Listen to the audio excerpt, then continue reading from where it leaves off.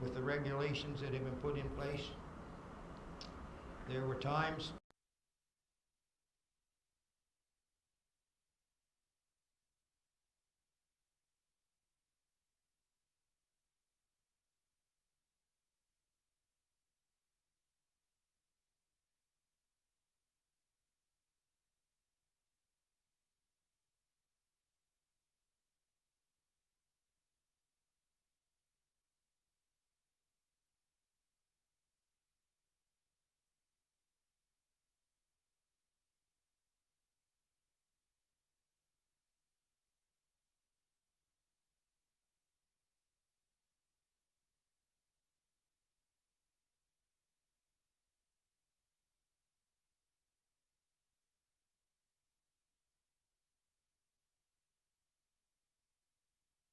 try to enjoy the rest of the summer, and please, everybody stay safe. Disclosure of conflict of interest. The adoption of the minutes of July the 6th, 2020. Mr. Mayor, I would move that we adopt the minutes of July 6, 2020. Heard the motion by Councillor Cheney. Do we have a seconder? Seconded by Councillor Simmons. Question? All those in favor? Aye. Opposed? Motion carried. Additions to the agenda. Globe Corp. Asset Management, $4,966.28 under the General Capital Fund. Would somebody make that a motion, please? I would move that we add the aforementioned invoice to the agenda. You heard the motion by Councillor Morse. Do we have a seconder? Second. Seconded by Councillor Cheney. Question? What's that for? It's for our asset management that we do on our, that we own. Oh, okay. For the asset. Right. Thank you. All those in favor? Aye. Opposed? Motion carried. That goes down as what, Amy? 14-2. 14-2?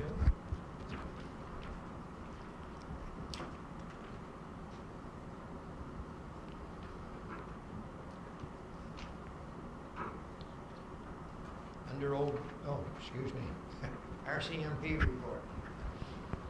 Councilman Kelly Roberts.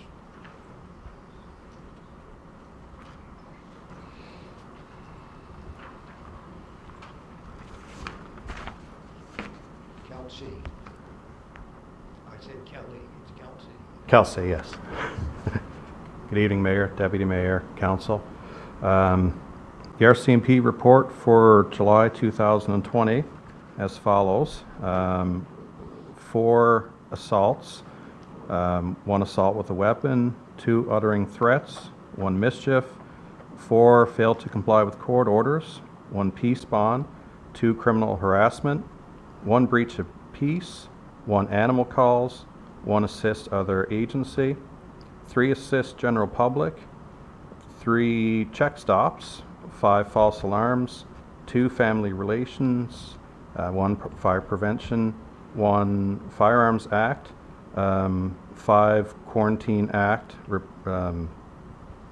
relating to COVID-19, 2 information files, 1 found property, 1 false 911, 1 mental health act, 1 municipal bylaw, 2 motor vehicle acts, 10 speeding violations, 8 seatbelt violations, 1 driving while prohibited, 5 other moving traffic, 10 other non-moving traffic, and 5 traffic collisions. 1 of those was injuries.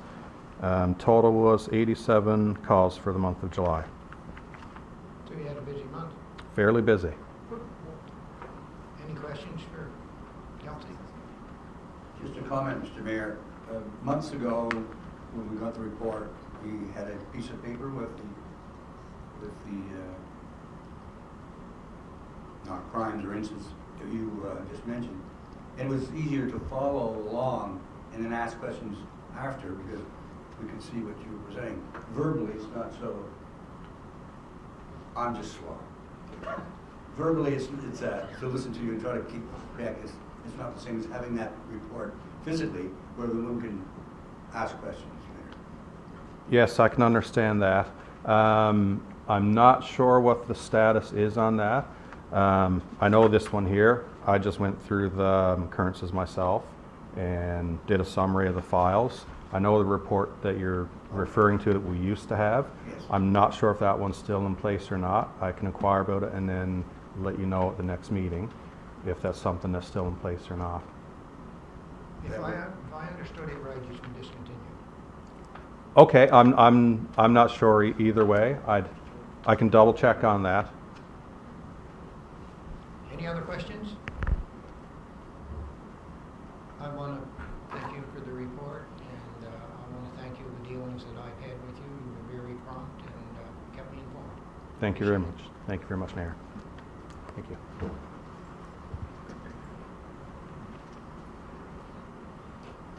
Eight is old business, an update on the speed limit assessment.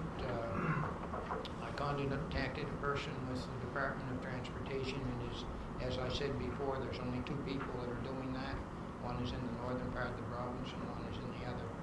And my contact is trying to find out if they can give us an estimate on when they will be. So number 9 is the 10-minute open session. Start.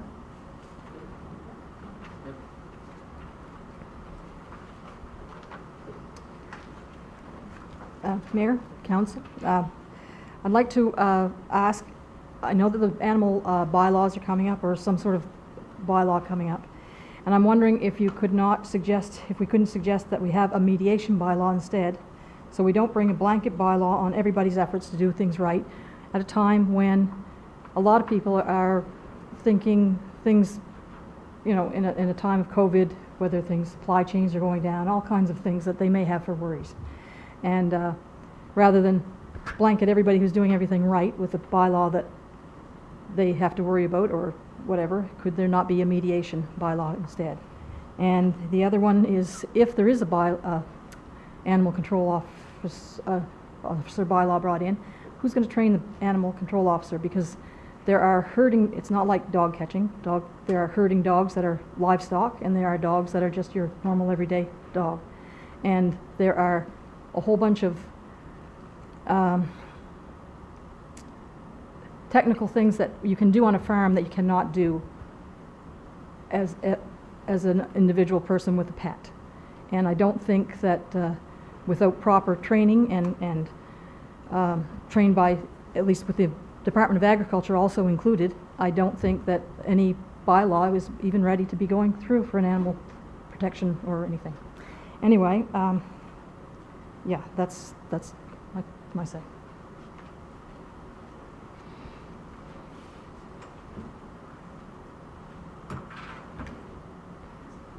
I'd just like to say, concerning this animal bylaw, dog bylaw, first and second reading for tonight, it says in full and by name, and that doesn't tell a whole lot, and we've heard some things out in the community to suggest that it's going to affect our small farm animals in the community, people raising them and their right to have them or not, and a lot of ruling around that.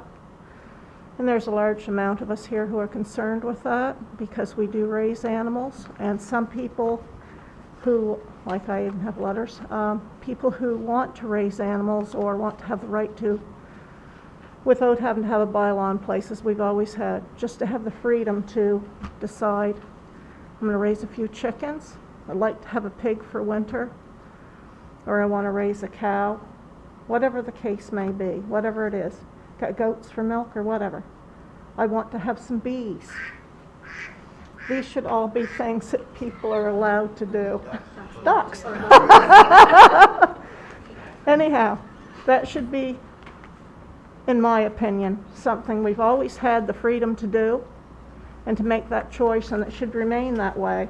I'm not saying that anybody should have the right to do any abuse to any animal, and at this point, most people I know take good care of their animals. Occasionally someone puts up a fit because somebody's rooster's crowed. I've had that happen to me in the past, years ago. And yes, I've heard that there's been goats on the road. And animals walk free, and people use the excuse, well, We don't want to be hitting somebody's chicken on the road. But people hit deer on the road, they hit gulls on the road. These things happen, it's natural anyway. And it's a shame if it gets out there and happens, and most of us try to keep our animals contained quite well. I just hope that we can continue on that way. And I have 3 letters here. Do I hand them to someone or do I read them? Do whatever you choose. Pardon me? Do whatever you choose. Okay, well, I can read them. They're all on this subject, and I'm hoping that we're hitting the mark on this. We could say whether we were or not. Let's start with this one. Get them all in here.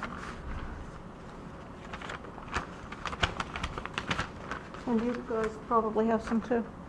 To whom it may concern, and I'm going to take this off. To whom it may concern, in my opinion, it is in my opinion that the residents of Grand Manan should enjoy the freedom of keeping animals of their choice on their property if said property has ample space to house, feed, and contain them, and if the owners are diligent to care for the animals properly. We live in a rural setting and should not have urban regulations forced upon us. Houses on Grand Manan are required to have at least 1 acre of land. In cities, however, houses are situated on much less land. The space of our properties provide ample room to keep small animals such as chickens, goats, pigs, etc. Keeping animals is an educational experience for children children should be able to participate in and learn from. Caring for animals is a valuable method of learning to be a reliable pet and livestock owner. Owning animals fosters a positive attitude toward all creatures and their importance to our lives. Grand Manan is a community founded on animal husbandry and self-sufficiency. The consumption of organic, non-GMO eggs, milk, and meats is much healthier than the mass-produced, sprayed, and genetically altered foods. Those of us who may be interested in eating healthier, organic, homegrown foods should be allowed to raise their own. Respectfully submitted, Donna Swicker. I've also written one that has the same sort of thing, but I think I should hand them in. I don't have it. I don't have the letter. Does someone else want to speak? Yes. Okay. Anyway, so I'll hand them in, or should I hand them around? We'll do it there if you want.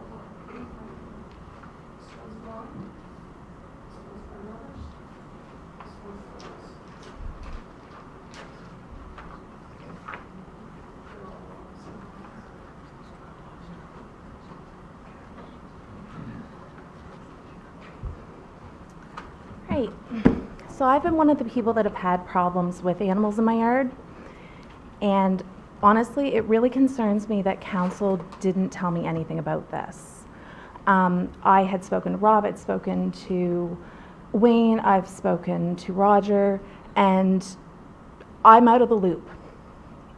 I'm not sure if council remembers who they're actually supposed to be helping, but it's us. It's the people that are dealing with issues. And in a time of COVID, where we're being told, oh, you can't come to this many meetings, you have to social distance, you have to keep your distance, there can only be so many people. Why aren't these bylaws already out? Why are we having an open discussion before we even know what the bylaws are? That seems ridiculous to me. So here's somebody that's actually dealing with it going, I don't know what the bylaws are. They could be the best bylaws ever. Your guys' transparency sucks.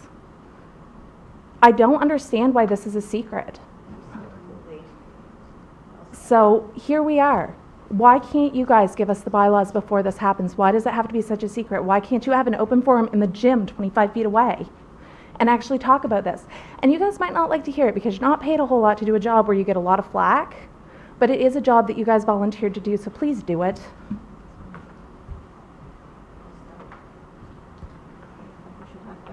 Nobody is supposed to comment on this, but we have always had If an you're not animal. supposed to comment, maybe you shouldn't. We've always had an animal control bylaw. All you had to do was come to the village office and ask for a copy of it. I did. This year, Please don't put this on me. I got a whole bunch of information that was not accurate. And I haven't even spoken to you. no, but I'm just saying we already have an animal control bylaw. That's I'm all aware I'm it saying. handles dogs. Okay. Correspondence, a letter to Minister Carr. As you are well aware, COVID-19 has put a strain on municipalities resulting in postponed municipal elections. Manan has had 4 councillors resign since April, which has left our numbers dwindling at a bare minimum for a quorum of 5. While this is feasible to some extent, it places extra stress on councillors already past their mandate. There is no room for absences from a meeting if a councillor should fall ill, have an emergency, or in our unique situation, a councillor is stranded on the mainland and unable to attend a meeting. It is justifiable concern that council may be rendered unable to operate until all 5 remaining councillors can be present. At our regular council meeting dated July the 6th, it was moved to formally request that our quorum be lowered for the remainder of the term to help alleviate some of the stress for attendance from council members. It is our understanding that in the event there is another vacancy in council, in order to meet quorum, the provincial government would have a delegate unit sent in to assume the vacancy. Due to our remote location, this could be an expensive situation when taken into account for lodging, mileage, meals, ferry tickets, etc. By temporarily lowering the quorum, this financial burden will be in turn be eliminated. We sincerely thank you for taking our request into consideration in this matter and look forward to your response. Dear Mayor, I'd like to thank you for your letter dated July the 7th, 2020, in which you shared your concerns with the current situation regarding the Council of Manan. I understand the current COVID-19 pandemic has put a lot of pressure on local governments across the province, and I certainly want to take this opportunity to thank you and your fellow councillors for accepting the challenge of remaining in office until we can safely hold an election. The province came together in remarkable ways during these uncertain times, and I want you to know that your efforts have not gone unnoticed. As for your request to have the quorum required temporarily lowered to try to mitigate the potential impact of the further council resignations, the Local Government Act is clear around the circumstances that would allow me to take such measures. In the case of the village of Manan, outlined in your letter, your request does not allow me that discretion. I want to clarify that in the event of a loss of quorum, the control of the municipality provides the powers to cabinet to recommend the appointment of a supervisor and provide him or her with control over the administration of the affairs of the local government. If you wish to discuss this further, please contact Jennifer Wilkins, Director of Local Government and Governance. Jeff Carr, Minister. Next was a letter to Mark Ingersoll for service on council. Council would like to extend a most sincere thank you and formal acknowledgement for the many years of dedicated service you put forth into council. Through discussions around the table, it is undeniable you care deeply about your community and only want the best for Manan and his people. Your contributions to council and the island as a council will be greatly missed. We wish you the best of luck moving forward. Yours truly, Dennis Green.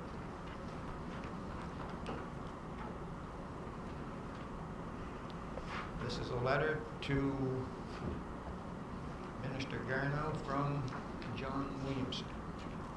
Dear Minister Garneau, I'm writing to you regarding a small island community of Manan in my writing and a threat to the viability of its airport. Please find attached the Village Council's urgent application for Airport Capital Assistance Program funding.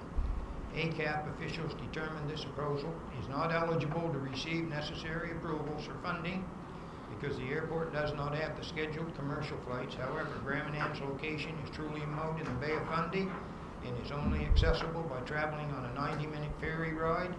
In addition, emergency medical situations on the island warrant evacuations to the nearest emergency room, which was typically the St. John Regional Hospital. During my first term in Parliament, 2011 to 2015, an incident occurred where Manan Airport was inaccessible to air ambulance service responding to a medical emergency. Its inaccessibility stemmed from landing safety concerns. On the day in question, the airport runway was plowed and cleared of snow and debris by a local contracting company. The air ambulance made its first approach to land after receiving visual and verbal confirmation the runway was cleared. Unfortunately, the air ambulance subsequently turned around twice before declining the call altogether as conditions to land safely was uncertain. After considerable delays, my constituents in need of emergency medical attention was asked to use our ferry service. This story is a constant reminder of a worst-case scenario for the residents of the island.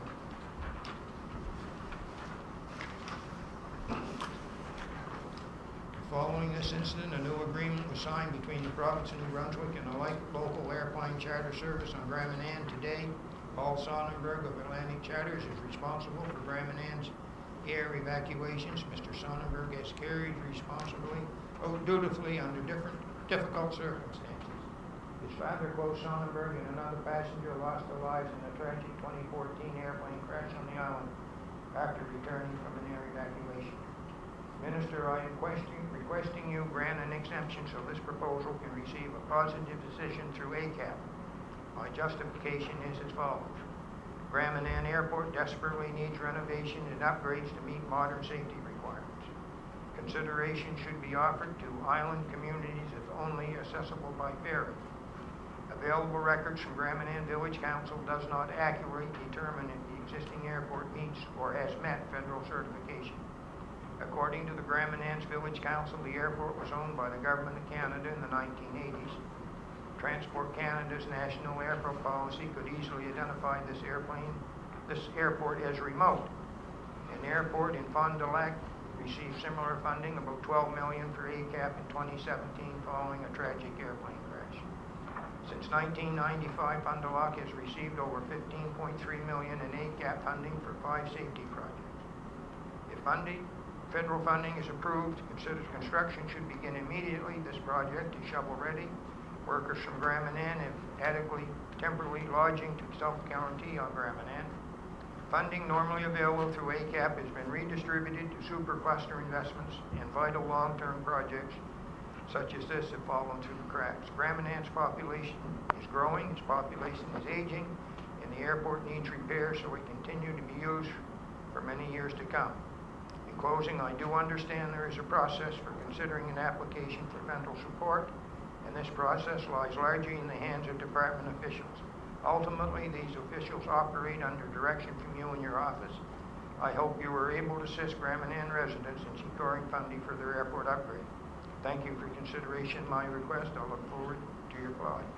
Sincerely, John Williamson.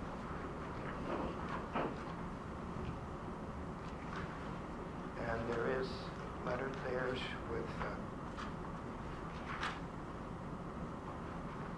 and we have had all necessary pictures, and again, more pictures was taken today.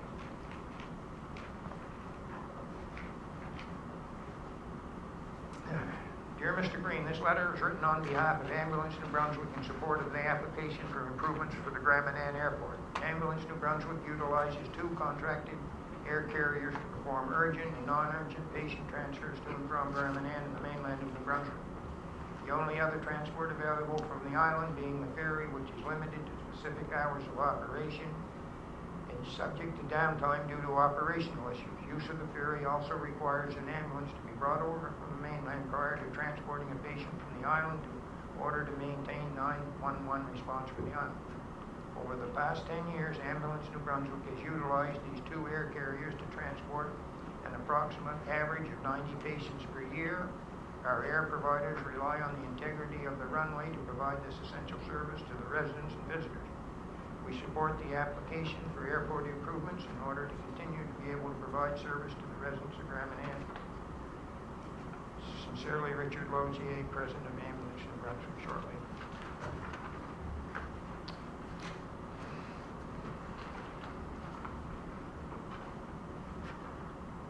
10-6 is a letter to council from the Rotary Club Re-Wellness Center. Dear Mayor Green, Deputy Mayor Sturgeon, and member of council's Re-Wellness Center, the possibility of Grand Manan's welfare discovered at our Rotary meeting Thursday. Our club is very much in favor of having a wellness center on the island. We voted to donate $20,000 per year for a 5-year period to help cover the center's operating expense. This is in addition to the $100,000 we have already committed to contribute. We sincerely hope this makes the Wellness Center a reality. Yours truly, Susan Valentine, Co-President, Rotary Club of Grand Manan.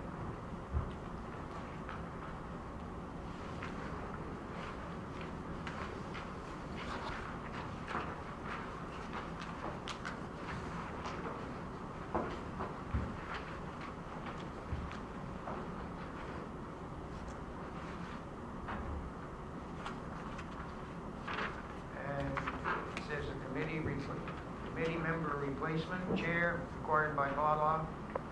The mayor has the right to appoint a chair, and I've already asked former councillor Mark Ingersoll, who was the chair of the airport committee, to carry on in that position, and he has agreed. And this is something that former councillor Ingersoll is very passionate about, and we know when he's passionate about something, he goes at it hand over fist. So we know it'll be in good hands. New private road to be named in Tanner McLaughlin Mr. sub. Mayor, Chair for the bylaw, please. So I thought that was you. Well, that would have to be determined, we discussed this, and I believe this had to be determined by council. No, I don't think it has. Oh, okay, all right, so it's official then. Yeah. Okay, very good, sir. The chair and the committee members are appointed by the mayor. New private road to be named Tanner McLaughlin subdivision located off of Vancouver. The road that went into the former Robin McLaughlin house was, all of the houses in there were numbered as they were off of the Bancroft Road, which cannot happen. So, we met with Mansard last week, and he said it had to be named, and I said we tried to connect it to former owners or former people, and you know this from the Dexter Lane, the Moses Lane, every lane that's going. So I had suggested McLaughlin Drive. Mansard said no, McLaughlin subdivision. McLaughlin Lane, rather, McLaughlin Lane.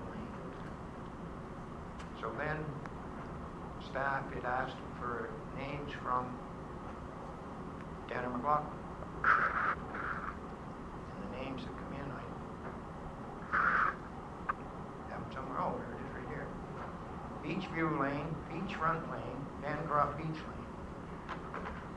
And you couldn't have the Bancroft Beach Lane for the simple reason that we already have Bancroft Point, and the road going out to the airport is Bancroft. And if you went with Beachview Lane and Beachfront Lane, it's going to be awful temptation for summer tourists that they see beach to follow the road. You'll have visitors. Again, Mr. Mayor, why do we need a name again? It's just, Because- we have a Bancroft Point Lane, there's a road off to the southern, to the right, that's where was Robin McLaughlin's. Yeah, and there's another house in there too. So is a subdivision just a subdivision of land, or is it gonna be extra, other lots to go on in there? Yes. Okay. But the thing is, they couldn't have a civic number off of Bancroft Road. Okay. Because I don't know what Robin was, but it was such a thing as the Bancroft Road. So have we seen a plan of the subdivision? Have you seen a plan of the subdivision? Yes, what you're saying, where Robin is, and then Tanner's the son, he's given. Subdividing that lot. Involved. And then there's two more for sale in there, Okay. and they're being sold by Brenda McLaughlin. Well, if these are gonna cause confusion, we feel, should we not be talking with Mr. McLaughlin again, Tanner, to see if there's other names? Well, If we have to have it. it's the village council's right to name the road. You, council has to put the name on Cheney Lane. and for 911, which was. Yes. Well, that's, the manager looked at it, said, probably the goats had been, Robin's house was built, it shouldn't have been off Bancroft Point, because it's a right of way off Bancroft. So, and there's other, other buildings going out there, so he couldn't get to the civic number until he gets the name for the, Okay. 911. his name. I guess if Tanner had some name suggestions, I really wasn't opposed to either of the first two that he had. I think the Bancroft, there would be some confusion, I agree with that one, but I don't really see a problem with Beachview or Beachfront. You haven't been around and seen these people. Let us just go. these people. And as soon as they see beach, they're gonna go in there. And it's a one-lane road. So maybe it's worth going back and talking to Tanner again to see if he's really struck on them, or, I mean, if it's not a road that we're maintaining, I would like to have his input, I guess, is where. Why are we only talking with one resident on the road? Well, who's the other resident on the road? Robin's there, Robin sold to Temple. Jason Temple. Yeah. So,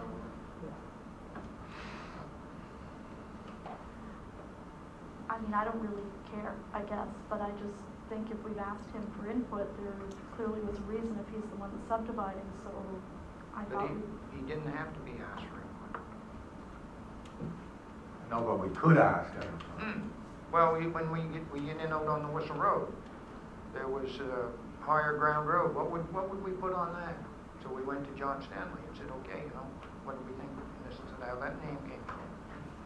And most of the other ones, I said on the naming of most of the other village streets. And we always tried to put a connection onto some older person that would, we have Benson Lane in Seal Cove, we have Fleet Street in Seal Cove. So, it's, but I just anyway, think it'd be out of courtesy. Yeah. We could talk to the gentleman. well, you want to table it for another month? Sure. Let's stop progress? No No, I don't. construction. Try it again? Say, to table this for another month to get input from Tanner McLaughlin. He's not gonna go big now. No, okay. If he's happy, then we're probably happy. We're happy, he may not be happy. So I'll move we table till the next meeting in September. Councillor Cheney to table it for next month. We have a seconder. I'll second. Seconded by Councillor Worthing. Question? All those in favor? Aye. Opposed? Motion carried. Resolution to the Capital Boring Bird Wellness Center, CAO McPherson to discuss.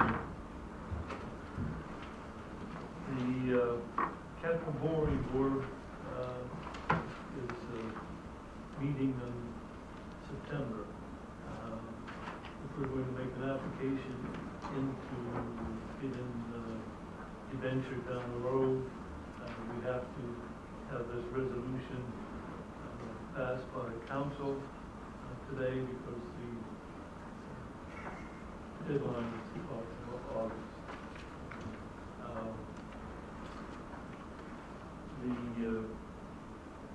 As I understand it, at the moment, the project is around 7.3 million. And the federal government has a plan or the program that we made the application for was looking at 60% of the construction cost, and the province would come up to 33%. Ours would be remaining 7%, or roughly $500,000 for the net at the end. With the contribution from the Rotary, $100,000 right off the start. Our financial commitment at the end of the program, or at the end of the program, construction would be $400,000. The resolution is asking for $800,000. That would give us the opportunity to have interim financing that during the construction, we had to pay some of the contractors before we get the money back from the senior levels of government, federal and convention. And if the project does not go, there is no commitment by the village of Manan for borrowing the money. Right. We did this process about 2 years ago, and it was a that time, the program that we're into now, that I am familiar with, we were paying 33%. And that resolution at that time was $2 million. It had no time, or the capital borrowing board said that was unbanded. And so, this is one of the things we want to do, is get the bricks in the road to go forward, if that's the way this thing goes. Our other application for the 2 million had expired, There you go. so we have to reapply. So are you asking for a motion tonight to submit this application? Or That resolution, is that what I'm seeing on Form 1, application for authorization? that's correct. Yeah.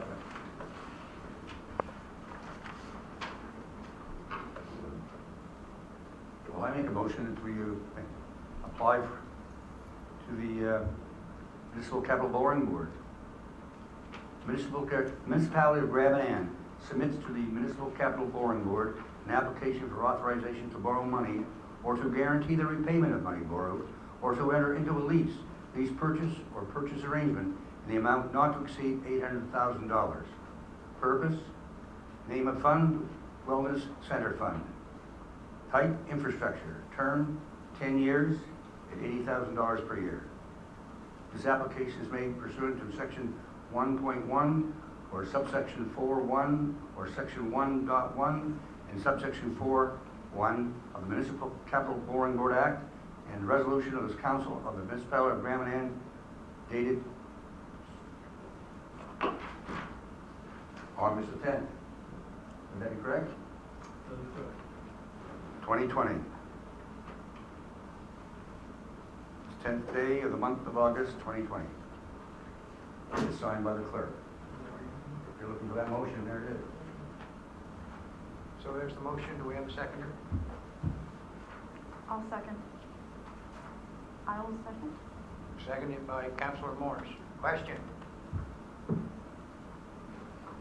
So this is $80,000 a year that we pay No, back? no, That's that was a what miss. this is. I was gonna bring that up. Oh, 10 years at $800,000 to be repaid.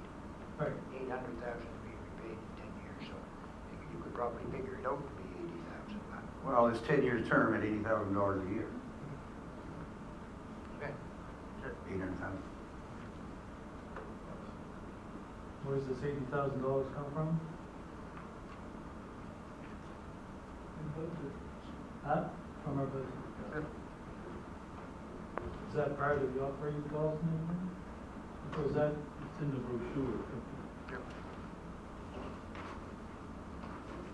But that's in with the, Just a debenture repayment. right, okay.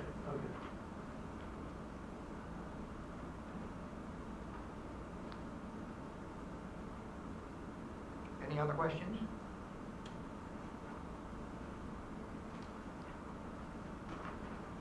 Question. Just a question. Are you? Yes. Okay then. All those in favor? Aye. Opposed? Motion carried. Recreation Director's Report for July of 2020. Rec Director Chris Rayner.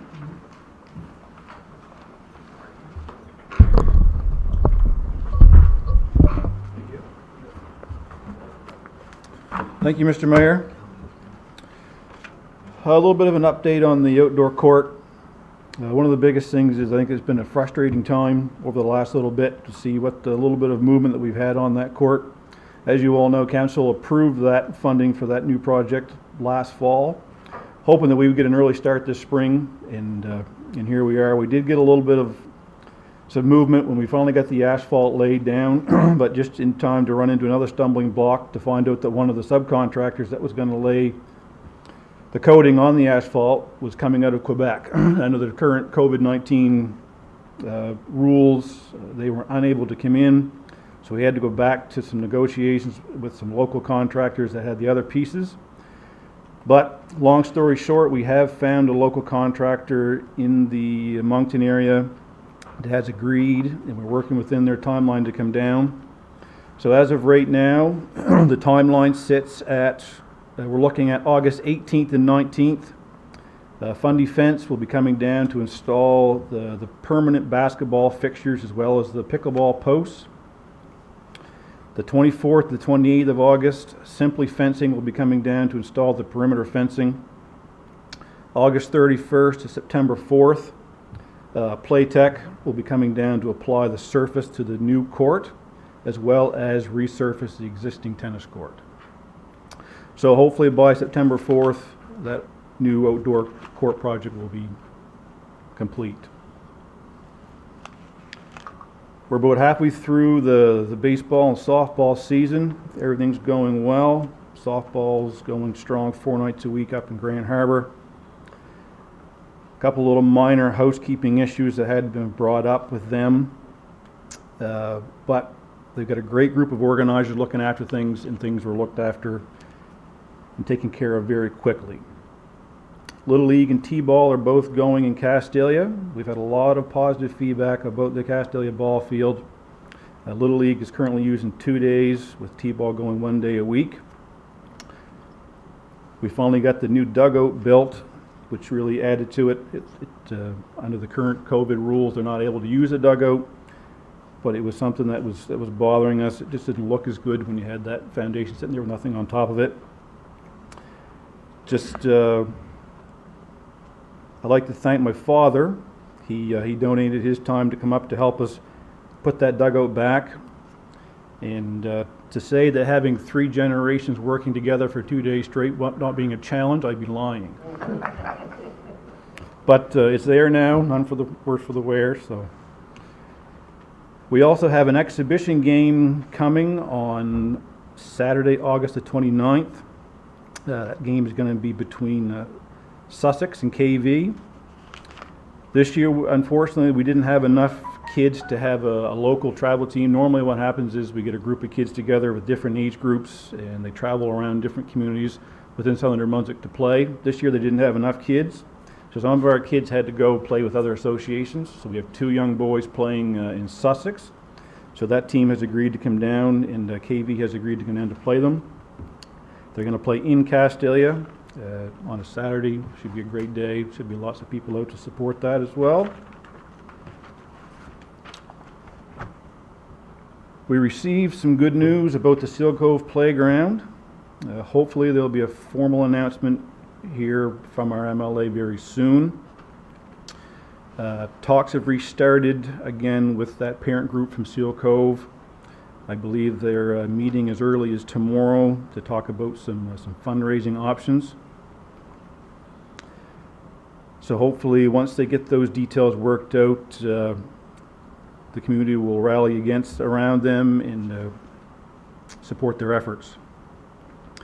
Unfortunately, with everything being backlogged because of COVID, we're still looking at about 10 to 12 weeks for delivery for some of the equipment. So the big question will be right now is, do we install in November or have everything shipped here to get an early jump for the spring season? Fitness Center, we've added another job to the Fitness Center. The girls a few weeks ago posted an online poll asking some of our users about their hours. It wasn't being utilized as well as we'd hoped, but it's hard when people work during the day and when it was only open during the day from 8 to 5 to accommodate everyone. So they done an online poll, got some feedback from the users. Plus we had an additional Canada Summer Jobs position that we were able to use, which was good. So now the Fitness Center is opened Monday through Friday from 7 a.m. to 8 p.m. and also on Saturday from 12 to 5. It has increased the amount of traffic in the Fitness Center since these new hours have been posted, which is great.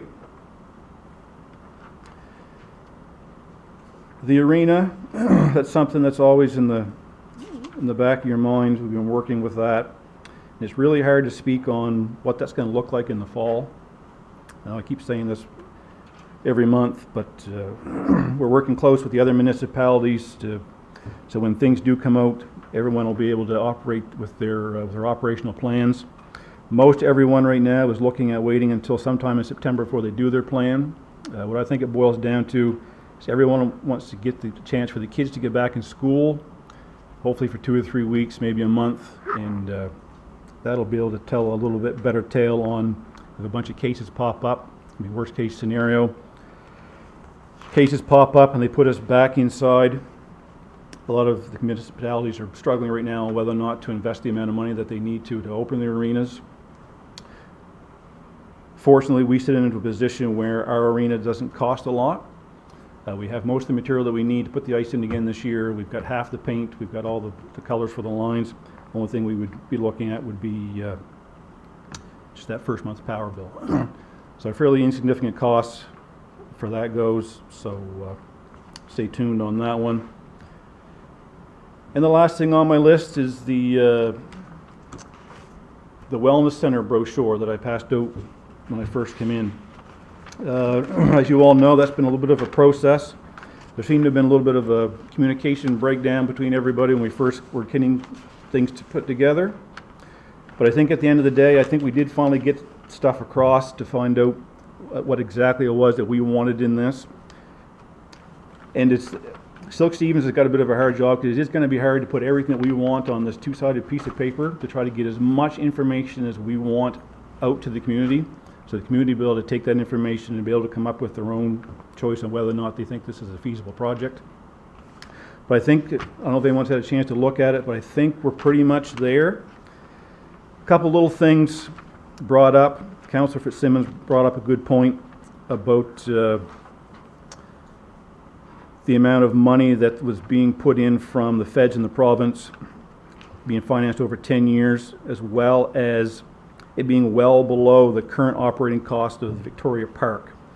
I think that needs to be kind of looked at again. I think it wouldn't hurt to actually put some numbers down there to say that the federal government's looking at 60%, the provincial government's looking at 33%, and which leaves the municipality with only 7% for their costs. Now, speaking to Mayor Green before the meeting started, he was speaking with John Williamson today, and there may be another funding stream out there. I think that's something that maybe some emails should be sent out to look into possibly.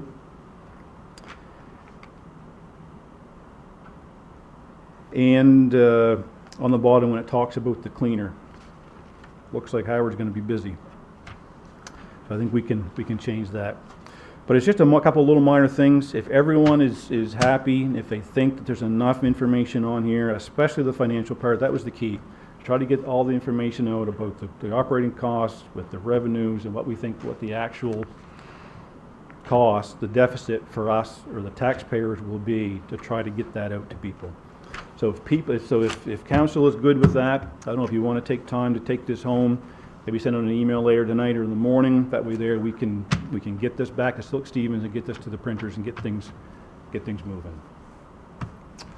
Any questions? I think, Mr. Mayor, a couple, very interesting, the exhibition game. Yep. And date and who's coming again, please? That was Saturday, the 29th.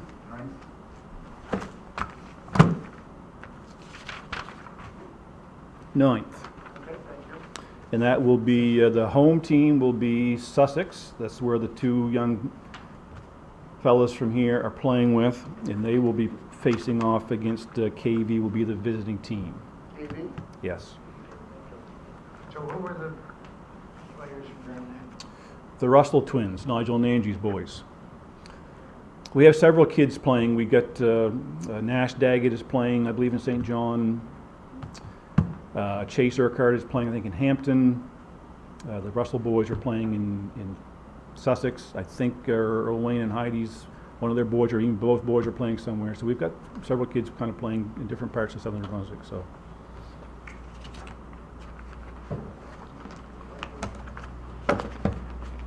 Good, thanks.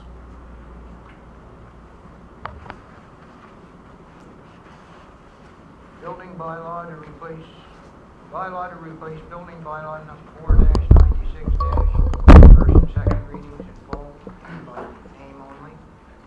Deputy Mayor Sturgeon. Yes. wish, Mr. Mayor, I think I'll have something to drink before I get into this 20 pages. Still there. Okay. Village of Grand Manan bylaw number 53-20, a building bylaw. Under the authority vested in it by section 59 of the Community Planning Act, the council of the Village of Grand Manan enacts as follows. Definitions and interpretations. Definitions. 1. The following definitions apply in this bylaw. Alter means in relation to a building or structure. To make any structure or any changes thereto which is not for the purpose of maintenance only. Building means a roofed erection with solid exterior walls, which is permanently affixed to a site, and which is used or intended as a shelter for persons, animals, or chattels.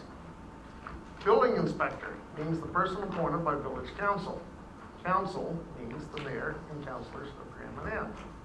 Code means the latest edition of the National Building Code of Canada is adopted by the province of New Brunswick and the amendments thereto.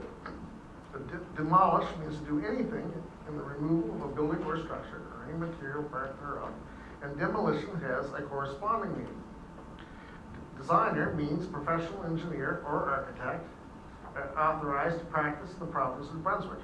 Dwelling means a main building or portion thereof, other than a mobile home, mini home, or trailer, which contains one or more dwelling units. Maintenance means, in relation to the building or structure, any upkeep or repairs thereto performed personally by the owner or under contract, which are non-structural in nature. Normal maintenance includes painting, insulating, carpeting, or other floor finishing, but normal maintenance would not include moving or changing partitions, interior finishes on a public corridor in a building, and all other repair work. Owner means person who holds title to real property, and includes any person who has entered into an agreement to purchase the real property, and includes the agent of such person and a contractor engaged by the owner to undertake the work. Permit means a building permit issued pursuant to this bylaw and includes demolition permit. A development permit is a permit developed by the development officer. It specifies how development is to occur on a given parcel of land or building lot. It is related only to the placement of a structure on the property. Development permits may also impose conditions respecting the sequencing and timing of construction. A development permit is not a building permit. Permit holder shall be the owner or the appointed agent of the owner. Structure means an erection other than a building, tower, or telephone pole or line. Temporary structure or building means a structure or building that is not intended for permanent use and has sides manufactured from pliable materials such as canvas or plastic. In structures or buildings in this category would typically be referred to as tents, other than camping, temporary branches, or vehicle shelters. Total estimated cost means the total monetary worth of all construction or work involved in the project, including wall finishes, miscellaneous structures, roofing, electrical, plumbing, HVAC equipment, elevator equipment, fire sprinkler equipment, and all other labor, materials, and all devices necessary to complete the work, and may be abbreviated to TEC. Village means Grand Manan or the Village of Grand Manan. Work means the building, locating, relocating, demolishing, altering, structurally altering, repairing, or replacing, or any combination thereof of a building, structure, or sign. Scope, purpose of the bylaw. The purposes of this bylaw are A, to prescribe standards for the building, locating, or relocating, demolishing, altering, structurally altering, repairing, or replacing, or any combination thereof of a building, structure, or sign. B, to prohibit the undertaking or continuing of such work on violation of standards prescribed in this bylaw. And C, to prescribe a system of permits for such work, their terms and conditions. The conditions under which they may be issued, subpoenaed, reinstated, revoked, and renewed, their form, and the fees to be paid therefor. National Building Code. Adoption of the code. 3(1). The latest edition of the National Building Code of Canada is adopted by the province of New Brunswick, and amendments thereto is hereby adopted as the standard for all work undertaken in the village. 3(2). The village shall keep one printed and one electronic copy of the code available in the village office for public use, inspection, and examination during regular business hours. 3(3). This bylaw and the code apply to site assembled and factory-made buildings and structures. Building inspector. Appointment of building inspector. 4, the council shall appoint a building inspector who shall administer and enforce the bylaw. Duties of the building inspector. 5(1), the building inspector shall keep proper records of all applications received, permits and orders issued, inspections and testing, and shall retain copies of all papers and documents not connected with administration of this bylaw. 5(2), the building inspector shall keep 1 copy of the code available for public inspection. Powers of the building inspector. 6(1), the building inspector may enter any property, building, structure, or premises at any reasonable time for the purpose of administrating or enforcing this bylaw. 6(2), the building inspector may cause a written order to be served upon the owner of any property directing the owner to correct any condition that constitutes a contravention of this bylaw. 6(3), the building inspector may direct that tests on materials, devices, construction methods, structural assemblies, or foundations, conditions may be made, or that sufficient evidence or proof be submitted at the expense of the property owner, where such evidence or proof is necessary to determine whether the material, device, construction, or foundation condition meet the requirement of this bylaw. 6(4), the building inspector may revoke or refuse to issue a permit when, in the opinion of the building inspector, the work does not conform with this bylaw and all other applicable bylaws, acts, and regulations of the province of New Brunswick. Stop work order by building inspector. 7(1). When in the opinion of the building inspector, work is being done in violation of the provisions of this bylaw or in variance with the terms of any permit issued for such work, the building inspector may order all work on the job stopped until such violation or variance is eliminated, and any work or installation made in violation of this bylaw is corrected, and on the making of such order, the permit under which such work is purported to be done shall be suspended. 7(2). No work shall be done in violation of an order made pursuant to subsection 7(1), except as may be necessary to prevent injury or damage to persons or property, and such exception shall be approved by the building inspector. 7(3). If within 30 days of the making of an order pursuant to section 7(1), any such violation or variance is eliminated, and any work or installation made in violation of this bylaw is corrected, the building inspector shall reinstate the permit. 7(4). If such violation or variance is not eliminated, and such work or installation is not corrected with the time described in subsection 7(3), the building inspector shall revoke the permit. 7(5). The holder of a revoked permit must apply for a new permit in the manner provided in this bylaw and must pay the taxes required for the issuance of a new permit. Building permit process. Permit required. 8(1). An owner or any person shall not undertake or continue the building, locating or relocating, demolishing, altering, or replacing a building, structure, or sign unless a building permit has been issued by the building inspector. 8(2). A building permit is not required for the following. A, maintenance work. Permit application. 9(1). An owner or other person seeking to obtain a building or demolition permit shall submit the following. A, an application form prescribed in the village completed in full. B, where required by this bylaw or the building inspector, 2 copies of legible scale drawings and specifications. D, all applicable deposits and fees. And E, all other information required by the building inspector. 9(2). For an owner or other person seeking to obtain a building permit for a residential dwelling, the site and building or structure drawings shall include the following. A, dimensions of the property and the building or structure and location of same on the said property. B, height and views of each building or structure face. C, dimensions and proposed use of each room or area of the building or structure. And D, any other information that the building inspector may require for the purpose of determining compliance with this bylaw. 9(3).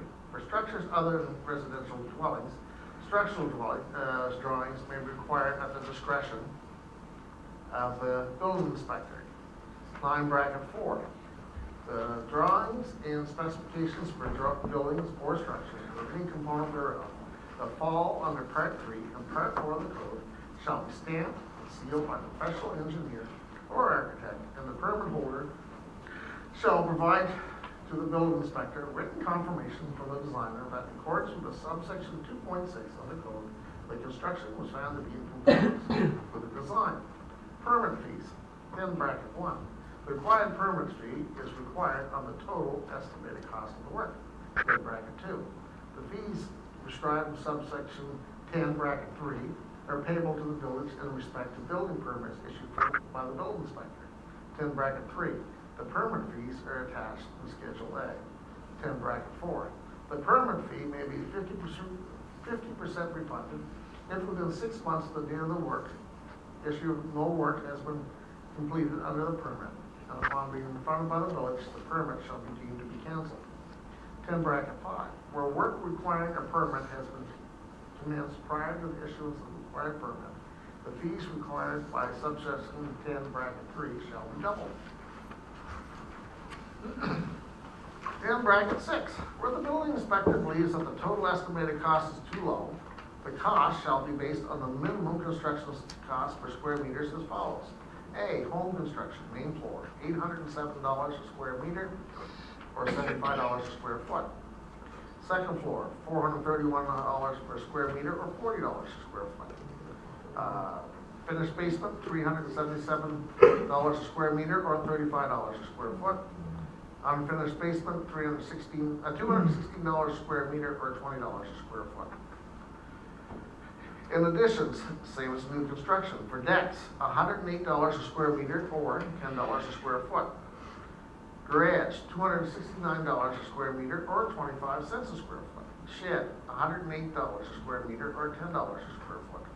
Multi-residential construction, apartments, $538 a square meters or $50 a square foot each floor. Commercial construction, $753 square meter or $70 a square foot. And a warehouse construction, $431 a square meter or $40 a square foot. Surveyor's real property report, 11, bracket 1. Where an application for a permit is submitted and the work described herein involves new foundation construction or foundation extensions, a permit for such construction shall be issued on the condition that the construction of the building or addition shall not proceed beyond the foundation stage unless the building inspector has received and approved a surveyor's real property report. 11, bracket 2. The surveyor's real property report shall show the distances from the outer walls of the foundation to the boundary lines. So the geodetic elevations at the top of each of the level of the foundation wall, the geodetic elevations at the property corners, midpoint of each property line, and at the bottom of any drainage swale, and shall be signed by a New Brunswick land surveyor before being received and considered by the building inspector. 11, bracket 3. Where an appropriate surveyor's real property report exists for a property undergoing a foundation alteration or extension, the building inspector may waive the requirement for a new surveyor's real property report. Permit issuance. 12, bracket 1. Upon receipt of an application that was prescribed by subsection 9, bracket 1 of the building inspector shall issue a permit provided A, the application is completed as required by subsection 9, bracket 1.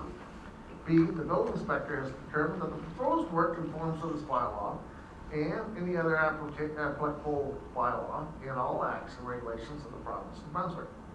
C, there is no unresolved financial or other matters between the applicant for the permit or the village owner in the village, including water and sewage and any debts due the village.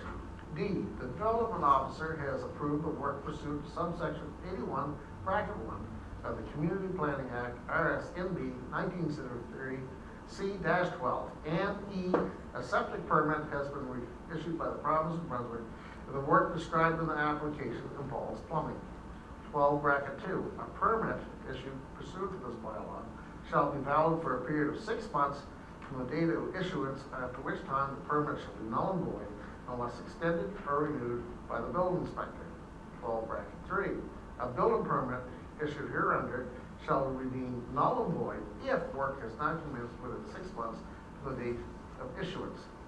12, bracket 4, a permit issued hereunder may be revoked. A, if there is a contravention of any provision of this bylaw or any condition set out in the permit.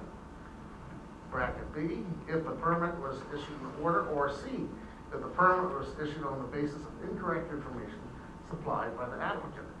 12, bracket 5, the issuance of a permit and the review of drawings and specifications or inspections by the building inspector shall not lead the permit holder or owner from full responsibility from carrying out the work in accordance with this bylaw, the code, and all other applicable bylaws, acts, and regulations. 12, bracket 6. The work shall not commence until a permit has been paid and issued. And 12, bracket 7, attached hereto, as Schedule B, is a guide to some classes of work where permits are or are not required. Responsibility of the owner. Compliance with orders. 13. An owner of property and a permit holder, in accordance with Section 93 of the Community Planning Act, shall comply with all orders, notices, and requests issued by the building inspector. 14. Pursuant to subsection 6, bracket 1 of this bylaw, in accordance with Section 92 of the Community Planning Act, owners, occupants, and permit holders shall allow building inspectors to enter any building or premises or part thereof, owned or operated by them at any reasonable time for the purpose of administering and enforcing this bylaw. Plans at site. A permit holder shall ensure that the plans and specifications on which the issue of the building permit was based are available continually at the work site for inspection during working hours, and that the permit or a true copy thereof is posted conspicuously on the site during the entire execution of the work. Notice to building inspector. 16. A permit holder shall give to the building inspector sufficient notice, exclusive of Saturdays, Sundays, and holidays, for inspection purposes as follows. A, 24 hours prior to the placement of foundation footings. B, 24 hours prior to backfilling of the foundation. C, 48 hours prior to interior sheathing of walls and ceilings. And D, 48 hours prior to occupancy. No deviation from permit. 17. Neither the permit holder nor the owner shall deviate from this bylaw, nor from the conditions of a permit, nor omit work that is required by this bylaw, nor the conditions of the permit, and they shall be responsible to ensure that all work meets the requirements of the bylaw, notwithstanding that a permit has been issued for the work, and the drawings and specifications have been approved by the building inspector, and inspections have been performed. Building debris. 18. A permit holder shall keep a construction site free of building debris at all times. 19. A person who does any of the following commits an offense punishable under Part 2 of the Provincial Offences Procedure Act as Category B offense. A, knowingly makes a false or misleading statement, either orally or in writing, to any of the following persons while that person is engaged in carrying out that person's duties or powers under this bylaw. I, the building inspector, or double I, the chief administrative officer of the village. B, knowingly gives false information on any application for a permit. C, violates or fails to comply with subsection 7, bracket 2. D, violates or fails to comply with section 18. E, violates or fails to complete with section 19. F, violates or fails to comply with section 20. Voluntary penalty, 20, bracket 1. Every person charged with an offense under section 21 may, on or before the date that a charge pertaining to the offense been laid in provincial court, make voluntary payment of the minimum fine for a category B offense to the village, and upon receipt of the payment, the fine shall be deemed payment in full. 20, bracket 2. If a voluntary payment set out in subsection 22, bracket 1 has not been received on or before the hearing date scheduled for entering of a plea before the provincial court, the person charged with the offense is liable on a conviction to a fine of not more than the maximum fine that may be imposed for commission of an offense punishable under Part 2 of the Provincial Offences Procurement Act as a Category B offense. 20, bracket 3. Section 21 is in addition to offenses, penalties, and remedies prescribed in the Community Planning Act, and it is not to be construed as excluding any such provision or in any way in derogation thereof. Amendments, 21. The council may, from time to time, amend by resolution Schedule A of this bylaw. Repeal. Repeal of existing bylaws. 22, bracket 1. Bylaw number 4-96, building bylaw passed by village council on July the 7th, 1997, and amendments hereto are hereby repealed. 22, bracket 2, the repeal of bylaw number 74-9, and amendments thereto shall not affect any penalty, forfeiture, or liability incurred before such repeal or any proceeding for enforcing the same completed or pending at the time of repeal, nor shall it repeal, repeat, disturb, validate, or prejudicially affect any matter or thing whatsoever completed, existing, or pending at the time of the repeal. So do I read Schedule A? Okay. Schedule A, permit fees. Development permit, $25 for 1,000 square feet or less. Demolition permit is $30. Electrical permit is $25. Value of work. If the value of work's from $0 to $5,000, it's $25. If it's $5,001 to $100,000, it's $5 per $1,000. And if it's $100,000 plus, it's $500 plus $250 for every $1,000. Schedule B. All right, description of the work. If it's a single-family duplex or row houses, window replacement for enlargement or means of egress. Is a permit required? Structural repairs, sagging roof, floor or roof of the wall bulge, that's a permit required. Decks over 6 foot and attached to a house, private and commercial, a permit is required. Development permit for building less than 1,000 square feet, permit is required. For other buildings, window replacement for enlargement or a means of egress, permit required. Structural repairs, sagging roof or floor, wall bulge, and a permit is required. Decks over 6 foot and attached to a house, private and commercial, permit required. Development permit for building less than 1,000 square feet, permit required.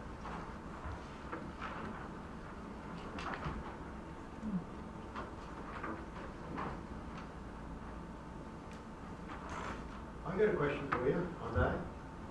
If we have a storm tonight and my roof blows off, I gotta get a permit before I can have someone come in and patch so the weather doesn't get in it? Is that what you're saying? That's what they're saying. You got a thought? No, that's not what we're saying at all. Are you saying that if a window fix goes it, you up, we get can't, we have to have a crap, permit to change a window in our own home?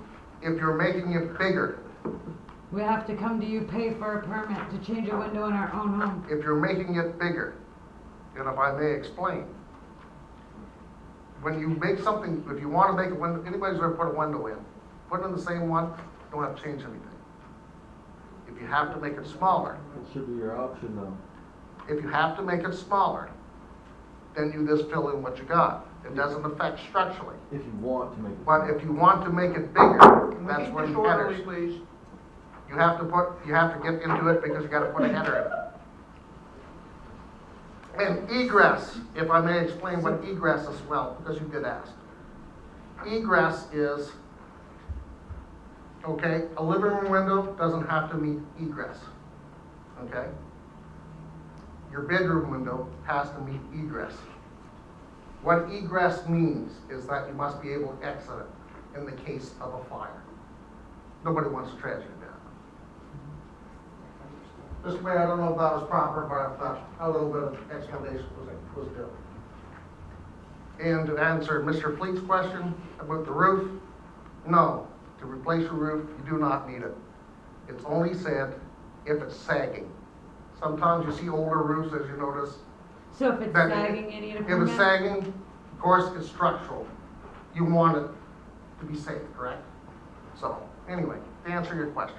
Thank you. Once again, Mr. Mayor, I don't know if that was proper, but I thought, I didn't want misinformation.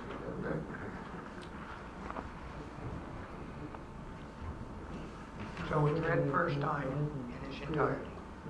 Yes, it was. Okay. Read second time by its title. I have to go back 20 pages, okay.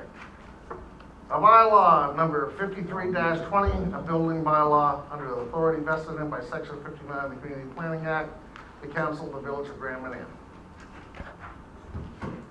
That's it? That's correct. Okay.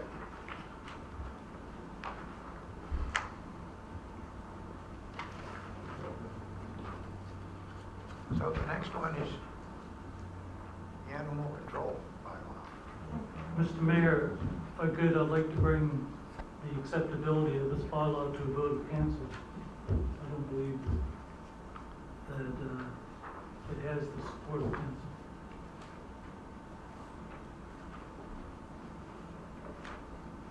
So you're putting that as a motion. Yes. You heard the motion by Councilor Fitzsimmons. Do we have a second? Mr. Mayor, if I may. I'll second. Question? Mr. Mayor, the only thing is,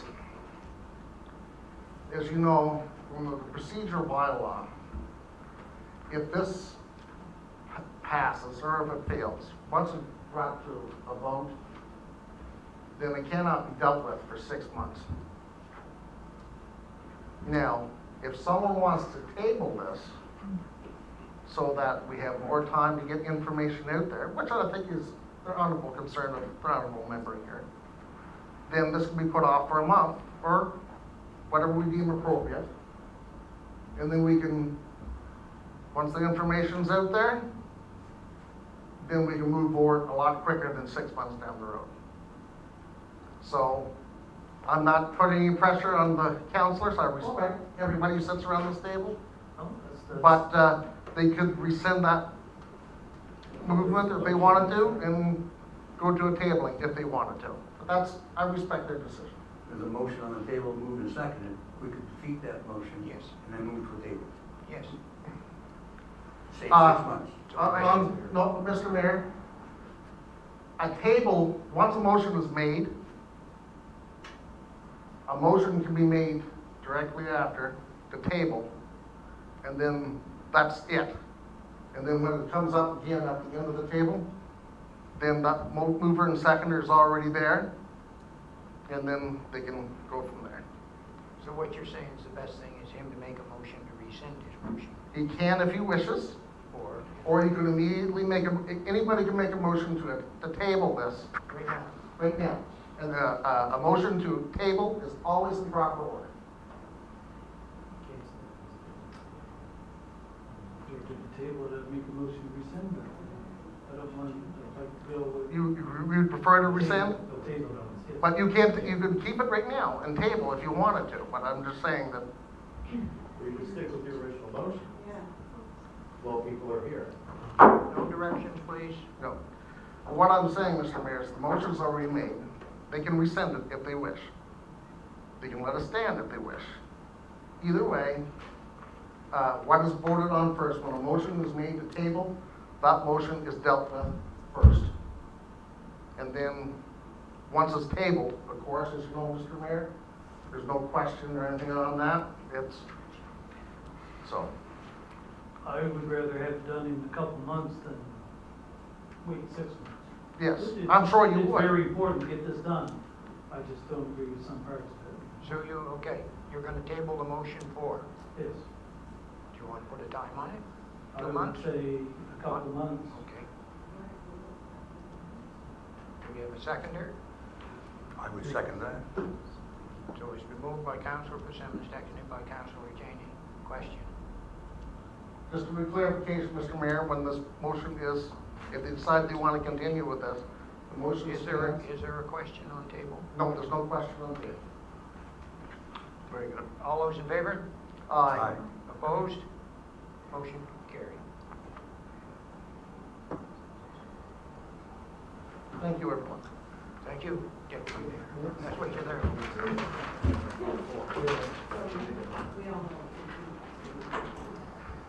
Approval to pay the following invoices. Susan Benson, Canada Day race kits, $3,164. Xerox Canada photocopier lease, $1,745.64.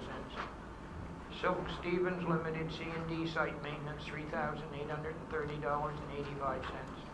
Home Hardware July statement, $2,200.28. Jet Pro Consultants annual airport maintenance, $3,150.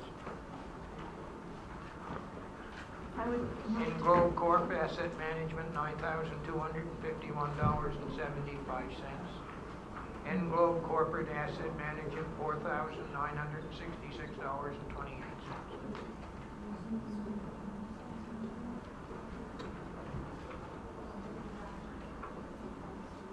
Okay, the first one was under the general operating budget, and Susan Benson, Xerox Canada, Silk Stevens, Home Hardware, and Jet Pro Consultants. I would move to pay those invoices under the general operating fund. Heard the motion by Councillor Morris. Do we have a seconder? Second. Seconded by Councillor Cheney. Question? Yes, Mr. Mayor, Silk Stevens for the C&D maintenance site. That's every year that they do that. They go and review that, Like they do some water testing and some, just make sure it's okay up there, make sure everything that's being up there is okay to be up there, like take Yep. samples of the soil. exactly, okay, thank you. All those in favor? Aye. Opposed? Motion carried. Under the general capital fund, in Globe Corp, the asset management, $9,251.75. And in Globe Asset Management, $4,966.28. I'll make a motion to accept that, Mr. Heard the motion by Deputy Mayor Sturgeon. Have a seconder? I'll second, Mr. Mayor. Seconded by Councillor Fitzsimmons. Question? Yeah, I have a question, Mr. Mayor. On my page 2 of General Capital Fund, it says Globe Corp Asset Management, $9,251.75. Is that the total of those two that you, No, we added one during addition to the agenda, so there's a 9,200 and a 4,966. And they're both asset management. so what am I looking at, the 9,251.75? That's one, and then we added another one, and they're both in the same place. Okay, fair enough. All those in favor? Aye. Aye. Opposed? Motion carried. Transfers requiring a motion. Mr. Mayor? Oh, these are all from our audit, our year-end audit. When we opened up our gas tax bank account, just to keep things separated for HST returns and interest earned. It's just what Sophie said we should transfer to make sure everything lines up. Just taking from one and putting in the other. We're not paying anybody, we're just making sure they jive with what we did last year when we opened up a separate account, which you guys approved. So 15-1 is to transfer from the gas tax fund to the general capital fund, transfer $9,254.75 from the gas tax to the general capital fund. Mr. Mayor, I'll make a motion to that effect. Heard the motion by Deputy Mayor Sturgeon. We have a seconder. I'll second. Seconded by Councillor Morris. Question? All those in favor? Aye. Aye. Opposed? Motion carried. 15-2, a transfer from the general fund to the gas tax fund. Transfer $5,624.36 from the general capital fund to the gas tax fund. I would so move. Heard the motion by Councillor Morris. Do we have a seconder? Second. Seconded by Councillor Worthy. Question? All those in favor? Aye. Opposed? Motion carried. 15-3, a transfer from the general capital fund to the gas tax fund. Transfer $24,523.34 from the general capital fund to the gas tax fund. Mr. Mayor, make a motion to that effect. Heard the motion by Deputy Mayor Sturgeon. And seconder? I'll second. Second, Councillor Morris. Question? All those in favor? Aye. Opposed? Motion carried. I'd like to tonight especially thank Pete Zablankas and his daughter, and also to Garrett for being here make this possible. They put in a lot of time with us, and we, as the saying goes, we couldn't do it without you, so thank you very much.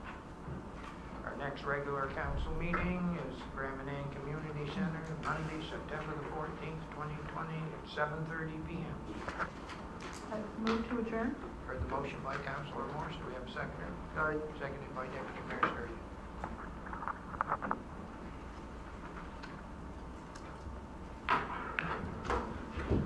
So you guys can just remember to